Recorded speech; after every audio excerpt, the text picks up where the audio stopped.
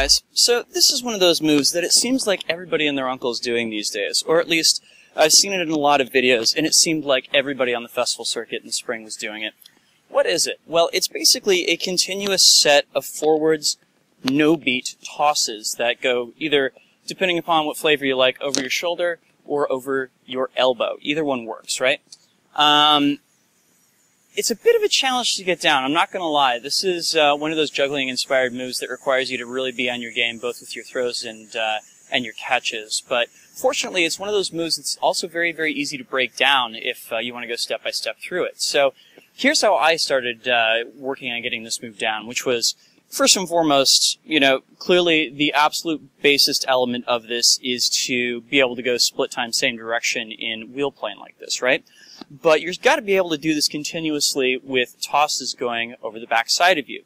So a good place to start, of course, would just be to try and get that no-beat toss over the back side of your arm. And like I said, you can try it over your shoulder, you can try it over your elbow, you could even just try it outside, just barely grazing your wrist, as it were. That's kind of the method I'm preferring right now. You want to catch it, too, in an overhand kind of way, because that's what allows you to instantly go back and do another toss, right? So, as you break this down, the way I would approach it is to start off just learning the toss and see if you can get 10 of these clean. Don't worry about getting it every beat. That'll come later.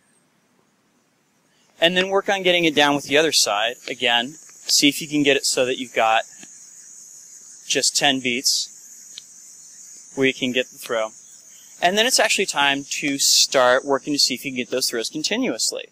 So say with my orange poi here, I'm going to try and get 1, 2, 3, 4, 5 throws, right? And then again with my left hand, it's going to be the same thing. It's going to be 1, 2, 3, 4, 5 tosses. As you can see, my left hand still has some ground to gain on my right hand, but that's perfectly fine.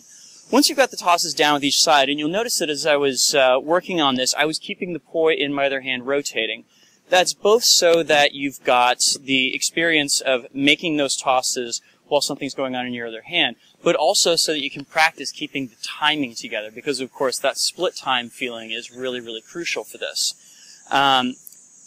Where you want to go next is you actually want to try and get down a series of tosses. So say like 1, 1, 1, 1, right, left, yeah? Or it could be left, right, I don't really care.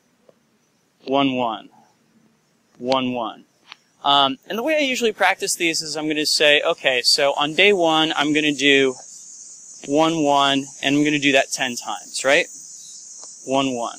So on and so forth, right? On day 2, I'm going to make it so that it has to be 2 tosses each time. 1, 1, 1, 1, or 1, 2, excuse me. 1, 2, 1, 2. And as you see, it's very easy to lose your poise as you're doing that, and it's also really easy to lose your timing as you're doing that. But eventually you want to get it to the point where you can just kind of like do endurance trials for yourself. Just see 1, 2, 3, that wasn't very many.